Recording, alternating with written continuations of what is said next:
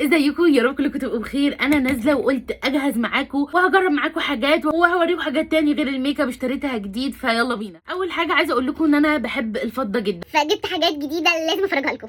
اول حاجه يا جماعه انا يعني جبت العلب دي من شي ان، عشقتها بجد، يعني بتحافظ على الحاجه لوحدها.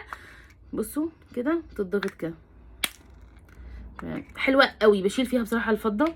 بصوا بقى جمال الخاتم، وقولوا لي ايه يا ايفا الذوق الخطير ده؟ هتقولوا لي ايه يا ايفا الذوق الخطير ده؟ بصوا كمان على ايدي.